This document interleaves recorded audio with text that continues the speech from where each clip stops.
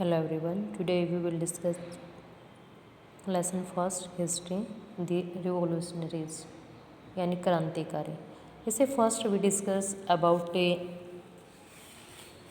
Europe में राष्ट्रवाद का निर्माण, कुलीन वर्ग, नया मध्यम वर्ग, उदारवादी राष्ट्रवाद के क्या मायने एंड 1815 के बाद एक नया रूढ़िवाद.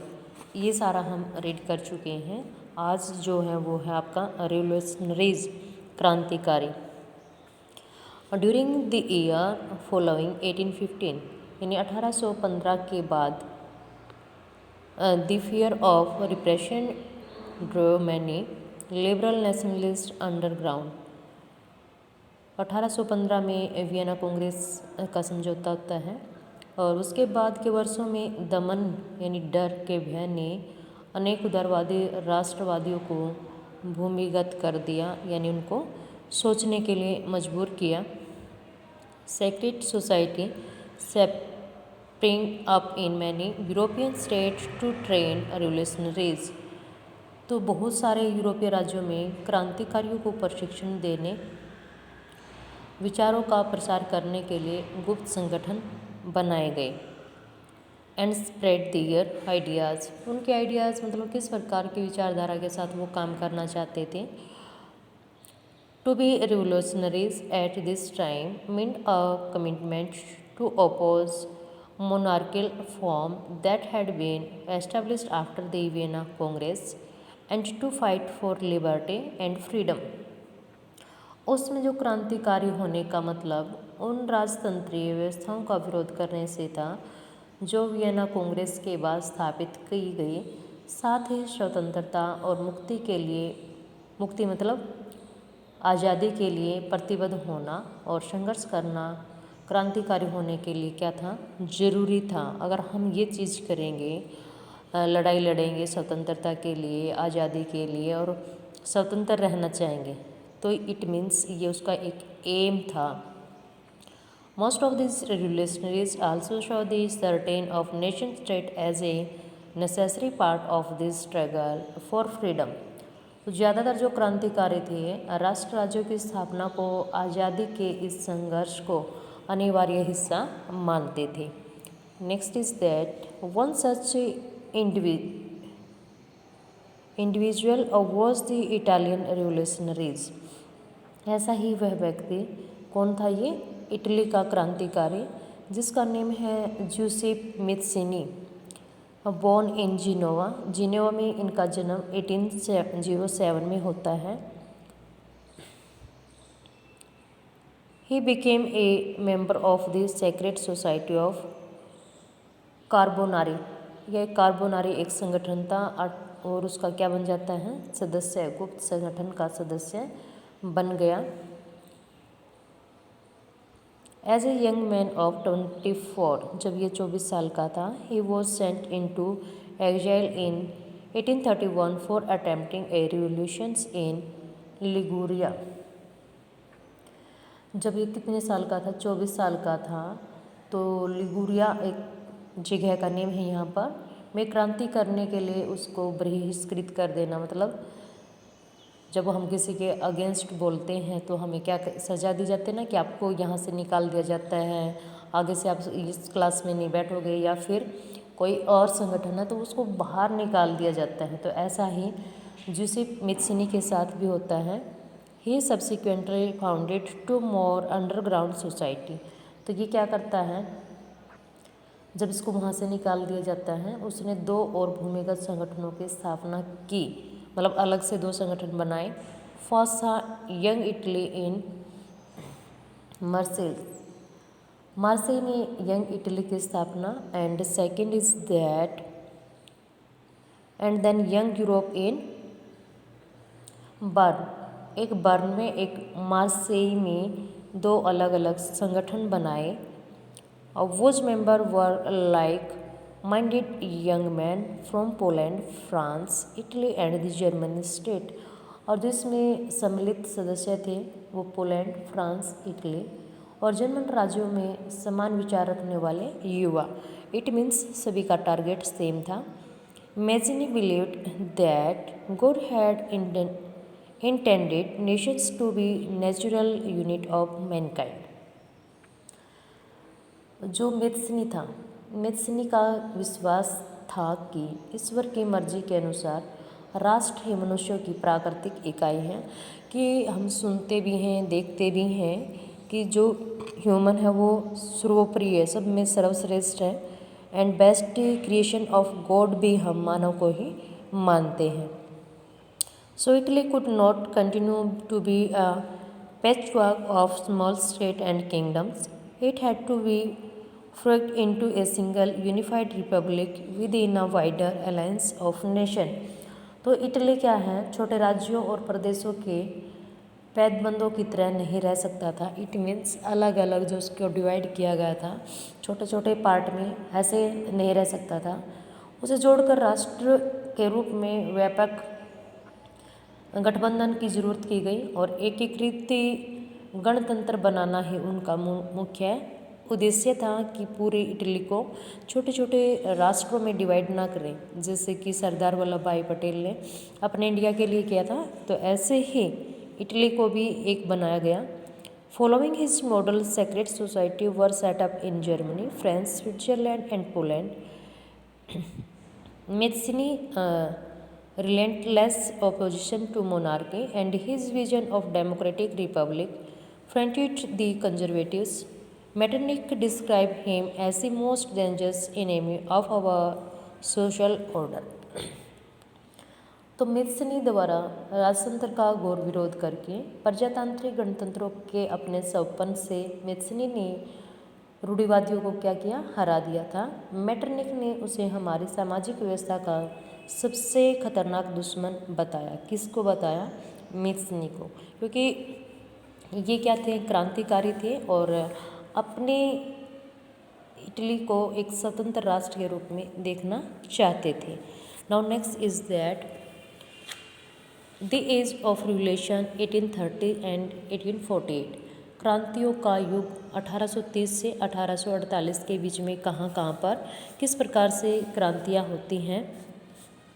As conservative regimes tried to consolidate their power, liberalism, nationalism came to be increasingly associated with revolutions in many regions of Europe, such as the Italian and German state, the province of Ottoman Empire, Ireland and Poland। तो जैसे रूढ़िवादी व्यवस्थाओं ने अपनी ताकत को और मजबूत बनाने की कोशिश की, यूरोप के अनेक क्षेत्रों में उदारवादी राष्ट्रवाद को क्रांति से जोड़कर देखा जाने लगा। इटली और जर्मनी के राज्य, ओटोमान साम्राज्य के सूबे, आयरलैंड और पोलैंड ऐसे ही कुछ क्षेत्र थे। These revolutions were led the liberal nationalism। इन क्रांतियों का नेतृत्व उदारवादी राष्ट्रवादियों ने किया। Belonging to the educated middle classes, जो क्या थे, शिक्षित मध्यमवर्गीय विशिष्ट लोग थे। Among whom were professors, schools teachers, clerk, members of commercial middle classes. स्कूली टीचर भी थे, प्रोफेसर भी थे, क्लर्क, वाणिज्य व्यापार में लगे मध्य वर्ग के लोग सभी इसमें शामिल हुए और सभी ने इसमें पार्टिसिपेट किया। The first upheaval took place in France in July 1830। प्रथम विद्रोह फ्रांस में जुलाई 1830 में हुआ। The Bourbons kings who had been restored to power during the conservative accession reactions after 1815 were now overthrown by liberal revolutionaries who installed a constitutional monarchy with Louis Philippe at its head। हाँ, जैसे कि आपने देखा French revolution 1789 में होती है, उसके बाद वहाँ पर जो बोर्बो वंश के राजा बनते हैं, जिन्हें 1815 के बाद हुई रूढ़िवादी जो प्रतिक्रियाएँ थी, जो इंसिडेंट थे के दौरान सत्ता से में बहाल किया गया था, उन्हें अब उदारवादी क्रांतिकारियों ने उखाड़ फेंका, मतलब उसको वहाँ से हटा दिया, उसको शासन नहीं करने दिया। उनकी जगह एक संवैधानिक राजतंत्र की स्थापना की गई, मतलब उन्होंने अपना एक कॉन्स्टिट्यूशन बनाया और जिसके अध्यक्ष कौन थे? Louis Philips. लुई फिलिप्स को यहाँ का शासक बनाया जाता है। व्हेन फ्रेंच सीनीज मेटरनिक वांस रिमार्क, यानी जो मेटरनिक ने एक बार यह भी कहा था, मतलब ये इनकी व्यूज़ हैं और इसकी स्टेटमेंट पूछी जाती है कि जब फ्रांस जीतता है तो बाकी यूरोप को सर्दी जुकाम हो जाता है। The rest of the Europe catch cold, ये अंडरलाइन करके आप सभी याद रखेंगे। मेटरनिक ने कहा था कि जब फ्रांस जीतता है, इट मीन्स फ्रांस को बहुत ज़्यादा पावरफुल उन्होंने रिप्रेजेंट किया है, तो बाकी जो यूरोप है उसको सर्दी और जुकाम हो जाता है, इट मीन्स सभी हिल जाते हैं। The July revolution sparked an uprising in Brussels, which led to Belgium breaking away from the United Kingdom of the Netherlands. जुलाई क्रांति से ब्रुसेल्स में विद्रोह बढ़ गया, जिसके फलस्वरूप United Kingdom of the Netherland से अलग हो जाता है। An event that mobilized nationalist feeling among the educated elite across Europe was the Greek War of Independence. एक घटना जिसने पूरे यूरोप के शिक्षित अभिजात वर्ग में राष्ट्रीय भावना का संचार किया, वह थी यूनान का स्वतंत्रता संग्राम। मोस्टली कंट्रीज अपनी आज़ादी के लिए ही लड़ रहे थे। Greek had been part of Ottoman Empire, Greek किसका पार्ट था? ओटोमन साम्राज्य का हिस्सा था ये। सिंस द 15th सेंचुरी, 15वीं शताब्दी तक, the growth of revolutionary nationalism in Europe, तो यूरोप में क्या हुआ? क्रांतिकारी राष्ट्रवाद की प्रगति से यूनानियों को का आज़ादी के लिए संघर्ष स्टार्ट हो जाता है। और कब होता है ये? 1821 में। Nationalist in Greek got support from the Greek living in exile and also from many west Europeans who had sympathies for ancient Greek culture. यूनान में राष्ट्रवादियों को निर्वासन में रह रहे यूनानियों के साथ पश्चिमी यूरोप के अनेक लोगों का भी समर्थन मिला, जो प्राचीन यूनानी संस्कृति के प्रति सिंपैथी मतलब सहानुभूति रखते थे।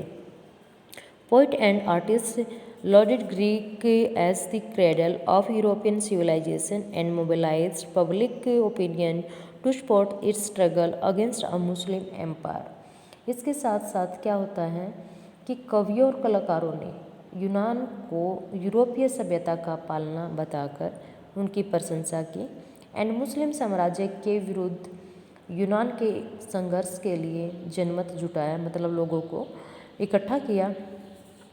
The English poet Lord Byron organized fund and later went to fight the war, where he died of fever in 1824. Finally, the Treaty of Conciliation of 1832 recognized Greek as an independent nation. जो यहाँ पर शासक थे Lord Byron ने धन इकट्ठा किया था, बाद में वो लड़ते लड़ते जो है मारा जाता है, हार जाता है, लेकिन 1824 में उसको फीवर होता है और उसकी डेथ हो जाती है।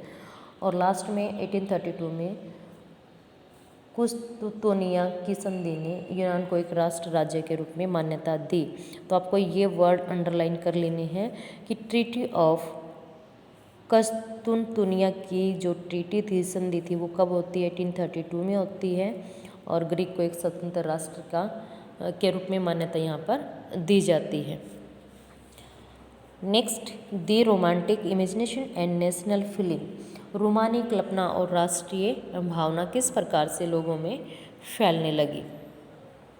The development of nationalism did not come about only through Wars and traditional expansion, यानी राष्ट्रवाद की जो भावना थी केवल युद्धों और क्षेत्रीय विस्तार से नहीं हुआ। Culture play an important role in creating the idea of nation. जो कल्चर है, कला है, इसके माध्यम से भी राष्ट्रीय या राष्ट्रवाद की जो भावना वो बहुत ज़्यादा फैली, जिसमें इंक्लूड थे idea of nation, art, poetry, stories, music helped express and shape nationalist feeling. जो हमारे विचार हैं, कला हैं, काव्य हैं, कहानियाँ हैं, इन्होंने राष्ट्रीयवाद की भावना को गढ़ने, उसको अभिव्यक्त करने में बहुत ज़्यादा सहयोग दिया, क्योंकि जो हम सॉन्ग सुनते हैं पेट्रियोटिक सॉन्ग, वो हमारे अंदर क्या करते हैं, पेट्रियोटिक यानी नेशनलिज्म की फीलिंग को इंक्रीज करते हैं। तो इस प्रकार से ये एक इम्पोर्टेंट रोल इन्होंने प्ले किया। Let us look at romanticism, a cultural movement which sought to develop a particular form of nationalist sentiment. Romantic artists, poet, generally criticize the glorification of religion and science. तो जो रोमानी थे, रोमानवाद को देखी तो वहाँ पर एक ऐसी सांस्कृतिक आंदोलन हुआ जो एक खास तरह की राष्ट्रीय भावना का विकास करना चाहता था। रोमानी कलाकारों, कवियों ने तर्क वितर्क, रीजन, डिबेट, साइंटिफिक, वैज्ञानिक दृष्टिकोण से उन्होंने अलग अलग तरीके से आलोचना करना स्टार्ट किया और इस प्रकार से लोगों में राष्ट्रीयता की जो भावना है उसको फैलाया। And focus instead on emotions, institution, mythical feelings. Their effort was to create a sense of shared collective heritage, a common cultural past as the basis of a nation. उन्होंने क्या प्रयास किया कि एक साझा सामूहिक विरासत की अनुभूति और एक सांस्कृतिक अतीत को राष्ट्र का आधार बनाएगा, जिसमें सभी लोगों को इंक्लूड किया जाएगा, किसी भी प्रकार का कोई डिस्क्रिमिनेशन लोगों के बीच में नहीं होगा। Other romantics such as the German philosopher Johann Gottfried Herder claimed that true German culture was to be discovered among the common people. तो जर्मन के दार्शनिक योहान गॉटफ्रीड जैसे रोमानी चिंतकों ने दावा किया कि सच्ची जर्मन संस्कृति उनके आम लोगों, किसी भी कंट्री की अगर हम बात करें तो वहाँ के ऑर्डिनरी पीपल जो है, कॉमन पीपल, उनमें ज़्यादा देखी जा सकती है। वोल्गोस्टिक यानी ये दास ऑफ वोल्क आम लोगों के लिए यूज़ किया है इन्होंने जर्मन लैंग्वेज में। It was through folk song, folk poetry and folk dance. हमारे जो क्षेत्रीय सॉन्ग होते हैं, डांस होते हैं, कहानियाँ होती हैं, उनके माध्यम से इसको ज़्यादा फैलाया जा सकता है राष्ट्रवाद को। So collecting and recording this form of folk culture was essential to project of nation building. अतः किसी भी राष्ट्र के विकास के लिए उन्होंने क्या कहा कि लोक संस्कृति के अलग अलग रूपों को इकट्ठा किया जाए और उनको राष्ट्र के निर्माण की प्रयोजना के लिए आवश्यक बनाया जाना चाहिए, ताकि सभी लोगों में वो फीलिंग बढ़ाई जा सके। और जब फीलिंग लोगों में इंक्रीज होगी तो अपने आप नेशनलिज्म की जो फीलिंग है वो इंक्रीज हो सकती है। Thank you, have a nice day.